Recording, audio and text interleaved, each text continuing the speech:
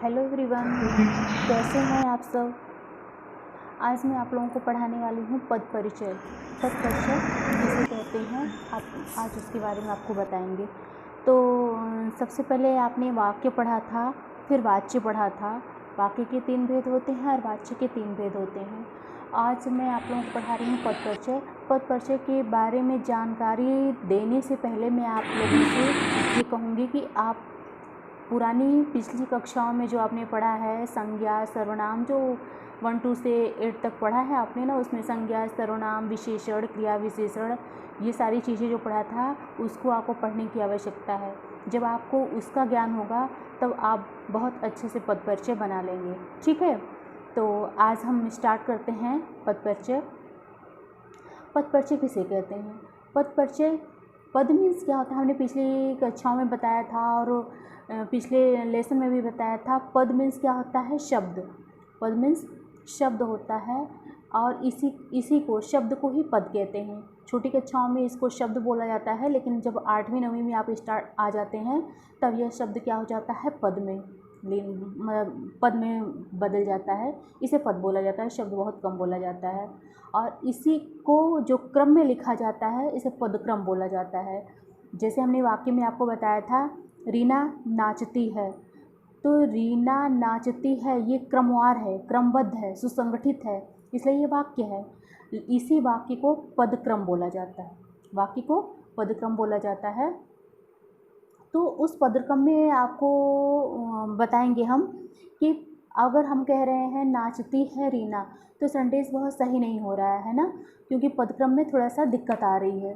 तो इसलिए आप इसको इस तरह से समझिए, पदक्रम। तो पदक्रम के बारे में हम आपको बता रहे हैं, पदक्रम क्या है। तो उसी जो शब्द है, जो पद है, उसी को, जो शब्द है उसी को पद कहते हैं। और इसी पद को जो क्रमानुसार चलता है उसे वाक्य कहते हैं। तो पदक्रम हो गया, वो पदक्रम भी हो गया और वाक्य भी हो गया। इसी के बारे में विस्तृत जानकारी देना है आप लोगों को। तो पद जो होता है, पद का यानी शब्द का पूरी जानकारी देना। जो वाक्य में जो पद होते हैं और जिन्हें अंडरलाइन कर दिया जाता है उसके बारे में पद परिचय पूछा जाता है। उसी के बारे में आपको पूरा विस्तृत रूप का वर्णन करना होता है। तो आइए जानते हैं पद परिचय किसे कहते हैं। जिस वाक्य में प्रत्येक पद की अलग अलग पहचान बताई जाती है उसे पद परिचय कहते हैं। जिस वाक्य में प्रत्येक पद की अलग अलग डिफिनेशन, अलग अलग विस्तृत रूप बताया जाता है वही पद परिचय होता है, यानी पदों से परिचय कराना। इसको पद परिचय के बहुत सारे रूप होते हैं। आप मतलब यूँ कह लीजिए, इसी से पद परिचय ही नहीं बोला जाता है, और भी बहुत कुछ बोला जाता है। जैसे पद विन्यास बोला जाता है, पद समन्वय बोला जाता है, पद विच्छेद बोला जाता है, पद रूपांतरण बोला जाता है। आप कुछ भी बोल सकते हैं, पद परिचय बोल सकते हैं, पद विन्यास बोल सकते हैं, पद रूपांतरण बोल सकते हैं, पद विच्छेद बोल सकते हैं, पद समन्वय बोल सकते हैं, पद परिचय बोल सकते हैं, है ना। तो इसी पद को आप अच्छे से विस्तृत रूप यानी वाक्य के पद जो हैं उसके विस्तृत ज्ञान देना, विस्तार पूर्वक ज्ञान देना ही पद परिचय कहलाता है। ओके, समझ में आया। तो यहाँ पे पद परिचय जानने से पहले हमने आपको बताया था संज्ञा याद करना है, तो संक्षेप में हम आपको बता देते हैं कि जो वाक्य के जो पद होते हैं उसे पूरा विस्तृत पूर्वक जानकारी देना ही पद परिचय है। इसके 8 भेद होते हैं। कितने भेद होते हैं? 8 भेद होते हैं। कौन कौन से? 4 अविकारी होते हैं और 4 विकारी होते हैं। तो विकारी कौन कौन सा? विकारी आप अविकारी विकारी आप जानते होंगे, पिछली कक्षा में आपने पढ़ा होगा। विकारी शब्द वो होता है जो लिंग वचन के अनुसार परिवर्तित हो जाता है। लेकिन अविकारी जो होता है वह किसी भी स्वरूप में लिंग वचन के अनुसार भी वो परिवर्तित नहीं होता है। ठीक है, हमेशा वो बहुवचन के रूप में होते हैं, या फिर यूँ कह लीजिए वो जैसे के तैसे ही होते हैं। जैसे अचानक वर्षा हो गई, तो अचानक वर्षा हो गई, अचानक क्या है? कुछ भी नहीं। इसका कोई लिंग परिवर्तन करेंगे तो अचानक ही नहीं हो सकता। तो इसलिए कभी कभी जो शब्द होते हैं वो अविकारी शब्द में होते हैं। अपरिचय मान लो विकारी शब्द जैसे वह एक लड़का है तो उसे आप तब्दील कर सकते हैं, लिंग और वचन के अनुसार वह एक लड़की बता सकते हैं। ठीक है, तो बहुत डिटेल में हम नहीं जाएंगे क्योंकि ये संज्ञा बहुत आप लोगों ने पढ़ा होगा, आप इसको फिर से रिवाइज कर लीजिएगा, इसको शॉर्टकट में बताने की कोशिश कर रही हूँ। तो विकारी शब्द और विकारी शब्द होते हैं, ये दोनों मिलके 8 होते हैं, एक और है 9 हो जाते हैं। तो इसमें हम आपको सबसे पहले बताएंगे संज्ञा। संज्ञा किसे कहते हैं? पद परिचय जब आप बनाएंगे ना तो संज्ञा भी बहुत मूल भूमिका निभाने वाली है। तो संज्ञा के कितने भेद होते हैं आपको पता ही होगा। ऐसे तो 5 भेद होते हैं लेकिन माना जाता है 3। ठीक है, व्यक्तिवाचक, जातिवाचक और भाववाचक। जातिवाचक के 2 होते हैं, कौन? समूहवाचक और द्रव्यवाचक। ठीक है, जानकारी हो गई। और इस संज्ञा के अनुरूप आपको लिंग बताना होगा, वचन बताना होगा, कारक बताना होगा, क्रिया का कर्ता बताना होगा, क्रिया का क्या कर्म है ये बताना होगा। ठीक, दूसरा है सर्वनाम। सर्वनाम के कितने भेद होते हैं आपको पता है? सर्वनाम के 4 भेद होते हैं। पुरुषवाचक सर्वनाम में 3 भेद होते हैं, मध्यम पुरुष, उत्तम पुरुष और अन्य पुरुष। मध्यम पुरुष, उत्तम पुरुष और अन्य। तो उत्तम पुरुष पहले सबसे पहले होता है, उत्तम पुरुष मीन्स मैं, मध्यम पुरुष मीन्स आप, अन्य पुरुष मीन्स कोई भी। ठीक है, इसके 3 भेद होते हैं। उसके बाद से निश्चय होता है, फिर अनिश्चय होता है, प्रश्नवाचक होता है, संबंध होता है, निजवाचक होता है ना। इसके ये सब आप डिटेल समझ लीजिएगा, पढ़ लीजिएगा। उसके बाद से उसमें भी आपको लिंग लगाना होगा, लिंग रूप में परिवर्तित करना होगा, वचन, कारक, क्रिया का कर्ता, क्रिया से क्या संबंध है, क्या कर्म है, ये सब चीज़ें बताना होगा। नेक्स्ट इसमें आता है विशेषण। विशेषण के 4 भेद होते हैं, जैसे गुणवाचक, संख्यावाचक, परिणामवाचक, संकेतवाचक, है ना। तो गुणवाचक में जैसे अच्छा, सुंदर, खराब, बुरा, त्रिकोणा, लंबा, ये सब गुणवाचक में आता है। संख्या गिनती वाला हो जाता है, परिणाम नाप तोल हो जाता है और संकेत मीन्स वो इशारा के द्वारा, ज्यों त्यों के द्वारा। इसका मूलावस्था, उत्तरावस्था और उत्तमावस्था भी बताया जाता है। साथ साथ में लिंग, वचन, कारक के विशेष्य भी बताया जाता है। मूलावस्था मतलब मूल रूप, जैसे पढ़, उसके बाद से उत्तरावस्था होता है पढ़ना, उसके बाद पढ़ रहा इत्यादि, ये सारी उत्तमावस्था इस तरह से होता है। अब आते हैं, नेक्स्ट होता है क्रिया। विकारी शब्द में एक शब्द और होता है क्रिया, जिसमें क्रिया के 2 भेद होते हैं, आपको पता है, सकर्मक और अकर्मक। सकर्मक क्रिया किसे कहते हैं? सकर्मक क्रिया में शब्दों के द्वारा, मतलब जो वाक्य पूर्ण रूप से आपको बता रहे हैं, उसका अर्थ समझाते हुए बता रहे हैं, वो सकर्मक क्रिया होता है। जैसे राम खेत में हल जोत रहा है, तो राम जोत रहा है क्या? खेत में हल जोत रहा है। या राम खेत में धान का बीज बो रहा है, तो एकदम क्लियर स्पष्ट हो रहा है आपको, तो ये आपका सकर्मक हो गया। अकर्मक होता है वह पढ़ता है, क्या पढ़ता है ये पता नहीं है, अधूरा है, इसलिए क्या है, ये अकर्मक क्रिया। समझ में आ गया। तो क्रिया के 2 भेद होते हैं, सकर्मक और अकर्मक। इसमें भी लिंग, वचन, पुरुष, धातु, काल, वाच्य, क्रिया का कर्ता इत्यादि से संबंध होता है। जब पद परिचय बनाएंगे आप तो उसमें आप दर्शाएंगे यह ये क्रिया है, सकर्मक क्रिया है या अकर्मक क्रिया है, यह कौन सा लिंग है, क्रिया के अनुरूप यह कौन सा लिंग है, कौन सा वचन है, कौन सा पुरुष वचन है, कौन सी धातु है, कौन सा काल है, कौन सा वाच्य है, और उस क्रिया से कर्ता का क्या संबंध है, उसके कर्म से क्या संबंध है। ठीक है, समझ में आ गया आपको। और अविकारी शब्द में आप जान लीजिए अविकारी शब्द क्या होता है। अविकारी शब्द के बारे में बता दें तो अविकारी शब्द आपके 4 होते हैं, जिसमें से होता है क्रिया विशेषण। क्या होता है? क्रिया विशेषण। क्रिया विशेषण जो होता है, जैसे आप कहें कि वह बहुत सुंदर है ना, ये तो क्रिया हो गई, ये तो आपका विशेषण हो गया सुंदर। लेकिन जैसे खरगोश धीरे धीरे चल रहा है, इसमें 2 क्रिया लगा हुआ है, तो ये क्या हो गया? क्रिया विशेषण है। क्रिया की विशेषता को बता रहा है, धीरे धीरे, बहुत मंद बुद्धि 2 दिखा रहा है, तो ये सारी चीज़ें होता है क्रिया विशेषण। इसके क्रिया विशेषण में भी कई प्रकार होते हैं, जैसे रीतिकालवाचक होता है, रीतिवाचक होता है, कालवाचक होता है, स्थानवाचक होता है, परिणामवाचक होता है। इसमें भी कौन सी क्रिया से किसका संबंध है वो बताना होता है। नेक्स्ट आता है संबंध बोधक। संबंध बोधक में भी उसके भेद होते हैं। संबंध बोधक मतलब है कि किस संज्ञा से इसका संबंध है, किस संज्ञा से इसका संबंध है, सर्वनाम से इसका संबंध है, विशेषण से इसका संबंध है। विशेषण तब नहीं होता है, मेन क्रिया होता है, तो किस क्रिया से संबंध है और किस विशेषण से या किस संज्ञा से संबंध है। नेक्स्ट आता है समुच्चय बोधक। समुच्चय बोधक आप जानते हो, ये चिन्ह होता है। समुच्चय बोधक जो होता है यह चिन्ह होता है, और इस चिन्ह के माध्यम से ये बताया जाता है कि समानाधिकरण, ये समुच्चय बोधक होता है, समानाधिकरण व्याधिकरण। आपको मैं बता दूं, जैसे हमने आपको पढ़ाया था पिछली लेसन में वाक्य पढ़ाया था ना, तो इस वाक्य के माध्यम से आपको बताना है कि समानाधिकरण है, जैसे तथा, किंतु, परंतु, यद्यपि, वरना, वरन, यथापि, जब तब, ज्यों त्यों, जैसे तैसे, ये आपके समानाधिकरण समानाधिकरण और समुच्चय बोधक शब्द हैं। तो ये शब्द भी इस बीच में युक्त होते हैं। तो कैसे होते हैं इसका भी उसमें डिटेल देना होता है, विस्तृत रूप देना होता है। नेक्स्ट आता है विस्मयादि। विस्मयादि आप जानते ही होंगे कि इसमें हर्ष, शोक, दुख, करुणा इत्यादि के बारे में बताया जाता है। उसमें जैसे आपका भाव, आपका हर्ष, क्रोध, घृणा, हिंसा, उत्साह, ग्लानि, विषाद, आश्चर्य इत्यादि का भाव मिश्रित होता है ना। जैसे मान लीजिए आपको दिखाई दिया, मान लीजिए मौसम बहुत अच्छा हो गया, वाह आज मौसम कितना अच्छा है, चेहरे का जो इम्प्रेशन है वह बदलता रहता है विस्मयादि में। दुख है तो मुझे बहुत दुख है, मतलब हर चीज़ का, ओह अचानक से आपको आश्चर्य हो जाते हैं, ये सारी चीज़ें विस्मयादि में है।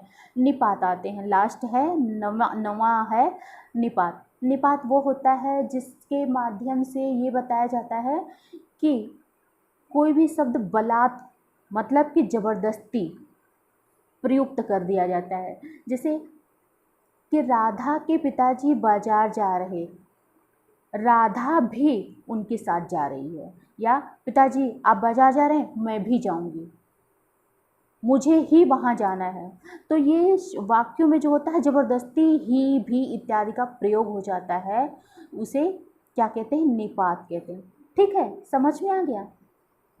आगे बढ़ें तो आपको पद परिचय जानकारी हो गई। पद परिचय को समझने से पहले आपको संज्ञा, सर्वनाम, विशेषण, क्रिया इत्यादि इत्यादि के शब्दों को समझना होगा। जब ग्रामर पोर्शन आपको याद है, ग्रामर पोर्शन की ये सारी चीज़ें याद हैं, विकारी और अविकारी, बहुत आराम से आप पद परिचय बना लेंगे। आते हैं पद परिचय के थोड़े से एग्जाम्पल आपको देते हैं, बनाते हैं, आप देख लीजिए, समझ लीजिए। यहाँ पे आपको बता दें कि पद परिचय कैसे पहचाना जाता है। पद परिचय कैसे पहचाना जाता है तो आप देख लीजिए, अगर वाक्य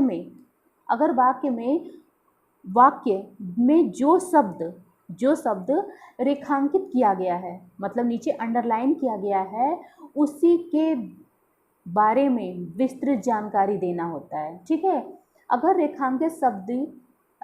जो रेखांकित यानी अंडरलाइन वाला शब्द जो है वह व्यक्ति है, प्राणी है, पक्षी है, भाव है, जाति के बारे में पूछा गया है, तो मीन्स वह क्या है, संज्ञा है।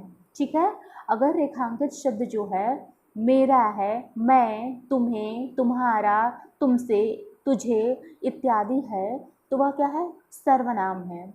अगर रेखांकित पद वस्तु है, स्थान है, पशु पक्षियों की विशेषता के बारे में बताया है, तो वह क्या है, विशेषण है। समझ में आना। जैसे कुछ एग्जाम्पल मैं बता रही हूँ आपको। कुछ एग्जाम्पल ये है कि सोनी कक्षा 10वीं में पढ़ती है। सोनी कक्षा 10वीं में पढ़ती है, तो सोनी कक्षा 10वीं में पढ़ती है, इसके बारे में हमने दे दिया, अंडरलाइन कर दिया सोनी, अंडरलाइन का कर दिया सोनी कक्षा 10वीं में पढ़ती है, तो सिर्फ मैंने सोनी पर अंडरलाइन किया। अब आपको पूरे वाक्य है सोनी कक्षा 10वीं में पढ़ती है, इसको ध्यान में रखते हुए सोनी का आपको विस्तृत जानकारी देना है, यानी पद परिचय या पद समन्वय या पद रूपांतरण या पद विच्छेद बनाना है। ठीक है, तो आइए कैसे बनाते हैं। आपने हेडिंग डाला सोनी, ठीक है, हेडिंग डाला सोनी। अब आप सोनी में सबसे पहले आप जाएंगे संज्ञा में, तो सोनी क्या है, संज्ञा है। सोनी क्या है? संज्ञा है। क्वेश्चन में डाल लीजिए अब सोनी कौन सी संज्ञा है? जातिवाचक, व्यक्तिवाचक, क्या है? तो यहाँ क्या है? व्यक्तिवाचक। सोनी क्या है? व्यक्तिवाचक संज्ञा है। अब फिर लिंग में जाएंगे। सोनी क्या है? लड़का है, लड़की है? लड़की है, लड़की मीन्स स्त्रीलिंग, ठीक है, कॉमा डाल दीजिए। नेक्स्ट आप वचन पे जाइए। अब वचन पे जाने से पहले आपको ये पूरा वाक्य पढ़ना होगा। सोनी कक्षा 10वीं में पढ़ती है, वो अकेली है, इसका मतलब यहाँ पे होगा एक वचन। अब क्रिया के बारे में, आप क्रिया पे आइए। अब क्रिया क्या है? सोनी कक्षा 10वीं में पढ़ती है, पूरा बता दिया गया, अर्थ समझ में आ रहा। सोनी पढ़ती है तो क्या पढ़ती है, कैसे पढ़ती है, किस क्लास में पढ़ती है, ये नहीं बताया गया तो वो अकर्मक होता, लेकिन यहाँ पूरा बता दिया गया है। तो यहाँ क्रिया क्या है? सकर्मक क्रिया, ठीक है। अब इतना क्रिया तक हो गया। अब आ जाइए संबंध बताइए। संबंध इसका किससे है? क्रिया से है। इसका संबंध किससे है? क्रिया से है, ठीक। धातु क्रिया, क्रिया धातु है। अब इसका अगर मान लीजिए काल बताना चाहते हैं तो पढ़ती है यानी वर्तमान काल, समझ में आ गया। तो इस तरह से आपको ये आप बताना है, एग्जाम्पल के तौर पे ये बताना है। जैसे मान लीजिए अब मैं आपको और सारी चीज़ें बता रही हूँ, पूछ रही हूँ। मान लीजिए मैं पूछ रही हूँ आपसे कि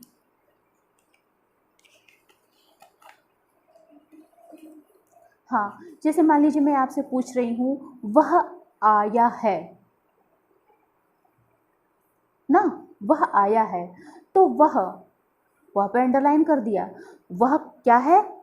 वह क्या है? सबसे पहले आप वह पे जाएंगे तो वह क्या संज्ञा है? नहीं, पहले संज्ञा पे जाएंगे, संज्ञा नहीं है। फिर क्या है? ये वह सर्वनाम है, ठीक है। आया है, आया है से संबंध नहीं है। अब वह, अब एक वचन है, लिंग क्या है? पुल्लिंग, पुल्लिंग है। वचन क्या है? एक वचन है। संबंध किससे है? आने से संबंध है, आने से। वह आने से उसका संबंध हो गया। तो आपका सिंपल, ये शॉर्टकट में आपका हो गया। जैसे मान लीजिए दूसरा है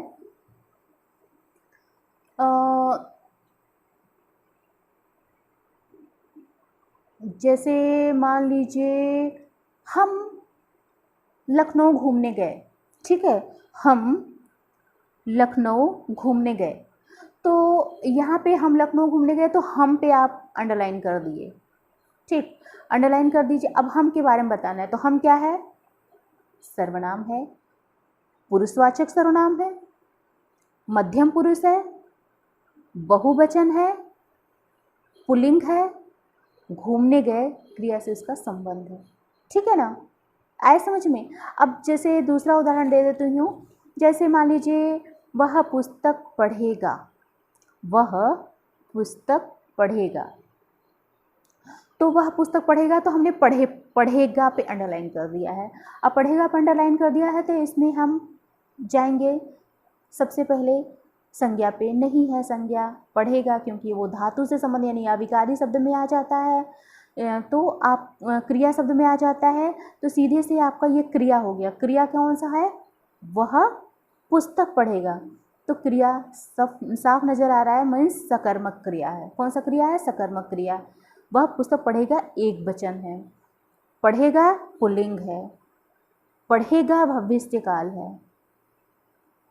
और कृत्यवाच्य है, कर्तृवाच्य यानी सरल वाक्य है, ठीक। आया समझ में? आया समझ में। नेक्स्ट उदाहरण बता दूं। जैसे दिल्ली भारत की राजधानी है, दिल्ली भारत की राजधानी है। तो यहाँ पे अगर दिल्ली के बारे में बात करते हैं तो दिल्ली पे अंडरलाइन किया गया, दिल्ली अंडरलाइन किया गया। अब दिल्ली क्या है? संज्ञा है, संज्ञा है, संज्ञा। कौन सा संज्ञा है? व्यक्तिवाचक संज्ञा, कॉमा। दिल्ली क्या है? स्त्रीलिंग है, स्त्रीलिंग। दिल्ली क्या है? वह दिल्ली जाएगा, एक वचन है, सिंपल। और भी उसमें जोड़ना चाहते हैं तो मतलब जितना उसके विस्तृत रूप देना चाहते हैं आप विस्तृत रूप जानकारी दे सकते हैं। तो इस तरह से जैसे मान लीजिए शिवा दूध पी रहा है, शिवा दूध पी रहा है, हमने दूध पे अंडरलाइन कर दिया, ठीक है। अब दूध का ही आपको पद परिचय बताना है, तो आप आते हैं यहाँ पे संज्ञा पे। संज्ञा, संज्ञा कौन सा संज्ञा हो सकता है? दूध जातिवाचक है, जातिवाचक। अब शिवा दूध पिया। अब यह हो गया एक वचन। शिवा क्या है? पुल्लिंग है और दूध पीने का कार्य कर रहा है, यानी कर्म कारक है, कर्मवाचक। ठीक है, समझ में आ गया? तो इस तरह से आपको पद परिचय बनाना है। जैसे अगर हम आपसे कह देते हैं, कभी कभी क्या होता है कि दे देता है, जैसे कि मैं पिछले साल उसे मुंबई में मिला था। मैं पिछले साल उसे मुंबई में मिला था। अब इसमें सब कुछ दे देता है, मैं कभी बताइए उससे मुंबई में सब पूरा। तो आपको पूरा डिटेल में जाना है तो आपको पहले मैं का देना है। मैं, तो मैं क्या हो गया आपका? मैं आपका लिंग है, सॉरी संज्ञा है। तो सबसे पहले आप जाएंगे संज्ञा, संज्ञा नहीं है। अब आते हैं सर्वनाम। हाँ, तो सर्वनाम है, ये कौन सा है? पुरुषवाचक यानी उत्तम पुरुष। ठीक है, पुरुषवाचक उत्तम पुरुष। उसके बाद ये पुल्लिंग है, फिर एक वचन है और कर्ता कारक से इसका संबंध है, मिला। ठीक है, नेक्स्ट अगर आता है कि पिछले, पिछले में आपको बता दें पिछला विशेषण है। पिछला क्या है? विशेषण है। किसका? विशेष्य, साल का विशेष्य, पिछले साल। तो साल विशेष्य है और पिछला विशेषण है, पुल्लिंग है, एक वचन है, अधिकरण कारण है। उसे, उसे आपका हो गया पुरुषवाचक सर्वनाम, हाँ उसे पुरुषवाचक सर्वनाम हो जाएगा, यानी अन्य पुरुष, उसे अन्य पुरुष हो जाता है। पुल्लिंग और स्त्रीलिंग दोनों है कि उसे में पता नहीं है कि वो लड़की है या लड़का है। तो यहाँ पे जहाँ पे ये पता ना चले कि वो पुल्लिंग है या स्त्रीलिंग है, तो वहाँ पे दोनों लिख दीजिए, एक वचन और ऑब्लिक करके बहुवचन। इस तरह से करते हुए आप शब्द बना लीजिए। सर टाइम ज़्यादा हो गया है, वीडियो बहुत ज़्यादा लंबा हो जाएगा, इसलिए और आपको ऑनलाइन क्लास में समझा दूँगी। ठीक है, बाय।